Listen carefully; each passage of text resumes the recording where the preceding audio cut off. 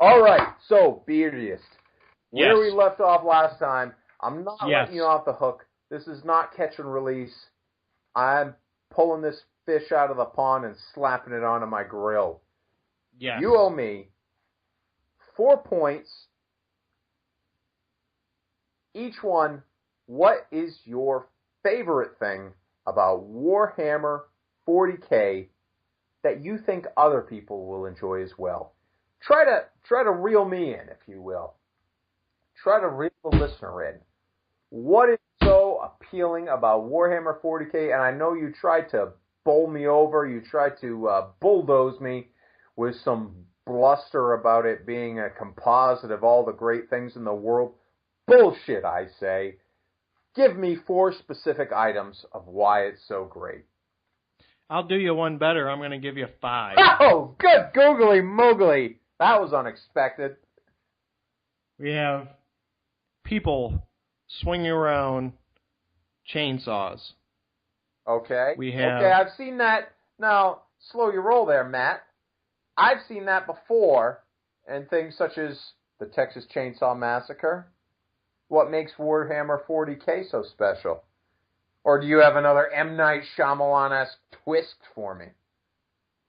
Well, chainsaws are good enough as is in a typical horror setting, but now you have them geared, morphed, if you will, specifically tailored to massacring legions of troops in the form of chain swords and also chain fists. As unpleasant as that sounds. Chain fists. And it's not bad enough to get a fisting. From the sequel to the movie 7. I'll just let that resonate with the listener. So you're telling me that chainsaws, something, designed from the ground up to cut trees, saw trees, and lumber and the like, but were so incredibly dangerous on their own that they've been co-opted into a horror movie trope? You're telling me they've redesigned chainsaws to somehow make them more appealing and more deadly? Oh, yes. Much more so. And I mean, you just have to think about the chainsaw scene in Scarface. Oh. The blood's going all over.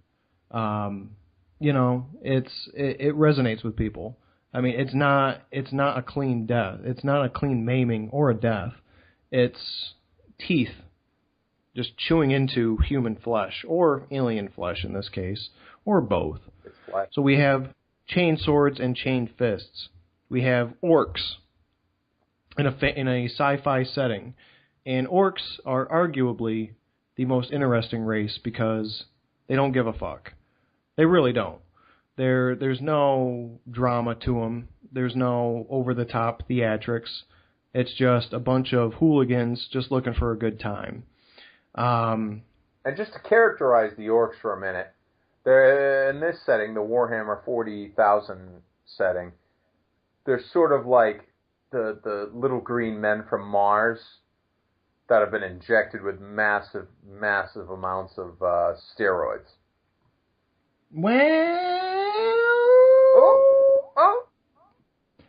I'd have to stop you there, okay. Dean.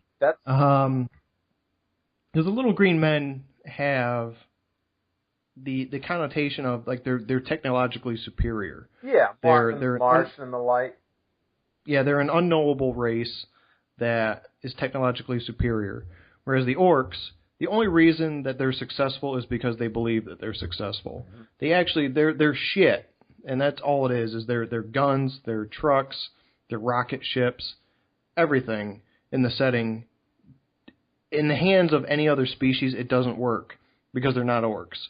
The only reason orcs are successful is because that they think they're successful. They have this Gestalt consciousness that if there's enough of them around and they believe in the same thing, it becomes true. They believe that because they paint a truck red, it's going to go faster.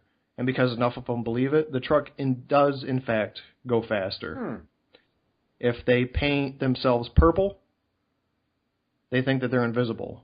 And thus, we have orc assassins. This They're a sounds humorous like race. something my friends who do mushrooms would talk about, blended with something that Ricky from the Trailer Park Boys would talk about. It's sort of this combination of higher metaphysics and psychology blended with trailer park trash. That's what orcs are. They are trailer park trash in the 40th millennia. So instead of Marvin the Martian, you have Marvin the Barbarian. Or Marvin the Trailer Park Boy. Or Marvin the Trailer Park Barbarian. Right. They don't. They really don't care. They don't have any higher. They typically don't have any higher aspirations of galaxy conquest. They are the most successful species in terms of populace in the galaxy. The only reason they don't get anything done is because if there's no one to fight, then they'll just fight themselves. They're essentially your stereotypical, soccer hooligan, college drunkard. They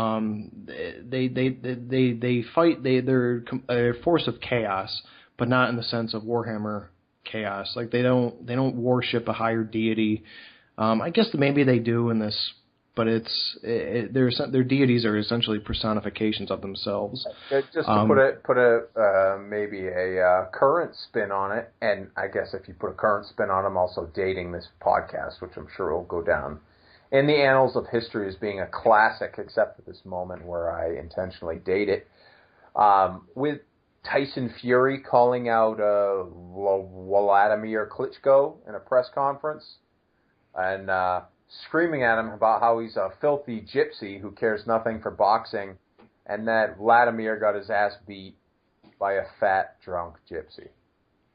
Anyway, if you hadn't seen it, you should see it. Do a quick Google search. Come back to us, but do a quick Google search about Vladimir Klitschko, Tyson Fury press conference. Anyway, Matt, not to steal the limelight from you, but you've given me some hubbub about chainsaws and chain fists. The orcs being the not rednecks but greennecks of the living in the trailer park of the galaxy. Are those two items or one? And do you have anything else to talk about them, or are we moving on?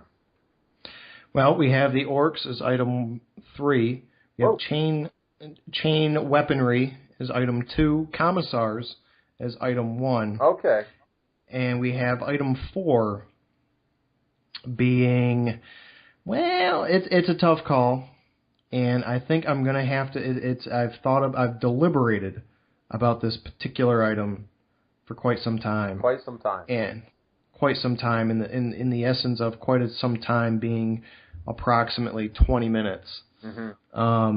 And I think I'm going to have to go with half a handle, right? A 1.75. Yeah, it's a 1.5. I've probably got about 2 digits left in it. I'm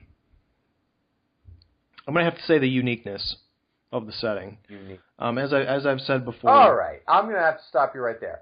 First off, you give me commissars. You give me military leaders shooting their own soldiers in the head. You give me chain fists, weapons used for violently sodomizing enemies. You give me crazy redneck, roided up, green skin hooligans. And now you give me uniqueness. Are you telling me you are a snowflake child millennial? Is this some hippy-dippy crystal-gazing bullshit? I feel like this is a real change-up pitch. No. For me. Well, I'm going to have to say that, as I've said before, one facet, if you take the parts of the whole from Warhammer, you're not going to find something unique. The orcs, Tolkien really, I guess I don't want to say monopolized, but he really got the ball rolling with orcs. He built the prototype. He did. But now Games Workshop took them into the space. Mm. And I've never seen that before. So you have that. You have, all these factions vying for and vying Well, for power. Not to sidetrack things, but I'll back you up a little bit. I think War of the Worlds, what was that, Jules Verne? Or H.G. Wells. H.G. Wells. My apologies to Verne and his fucking fancy submarines. H.G. Wells and the War of the Worlds, I would say those Martians were likely these trailer park orcs you're talking about, because they decided to invade a planet without investigating whether the bacteria on that planet were harmful. But the thing is with orcs, orc move. You have giant three-legged invasion force, only to get wiped out by ignoring basic fundamentals of biological life. The thing with orcs is they're pretty much impervious. They're so dumb that they don't feel pain, and that's part of the appeal. Is they just get off. They don't get off on it. They're not like sick perverts. They just don't understand pain as humans do. They're just like somebody playing a prank, a high schooler or a frat boy or just some drunkard playing a prank. That seems crazy to me, because how much of that is true? I mean, I guess none of these orcs exist, but how, within the universe, is that a fact, or is that the white man's propaganda? Let's face it, that sounds like some racist propaganda. We've heard that sort of garbage from anti-Semites in the past and white plantation owners. Well, the white man's propaganda regarding the orcs is that they're stupid and that they don't understand tactics and that they're dumb brutes and that it's nothing to take care of them. And this is oftentimes the downfall of garrison commanders. You know, they decide not to man or lay landmines in a particular area because they're like, oh, nobody could cross that area. It's a sheer cliff. Nobody could climb that. And then next thing you know, they got orcs climbing it without any climbing gear. Yeah, probably a dozen, 2 dozen, maybe even 100 orcs fall off the cliff and die in the process. But the fact is, enough of them get up there. And they're essentially a humanoid. They're a mix between like a humanoid and a fungus. They're a plant, but they're an animal. So whenever they die, from the chlorophyll. Exactly. That's the chlorophyll in their blood. And then they get smoked, even if they get shot, and their bodies decompose, and they have little fungus bulbs that just sprout back up into brand new orcs. And so even after an invasion's been thought to have been stamped out, they just crop up for more. And I mean, unfortunately, from what I understand, their codex, their army book doesn't really get much love. Everybody loves, I guess, orc players, because it's just a bunch of ramshackle bullshit, and it looks good. The players, they're pretty casual because I guess their army's not very competitive. But so we have those 4, and honestly, the 5th one, my uniqueness. My love of the uniqueness of the setting goes into... That was number 4.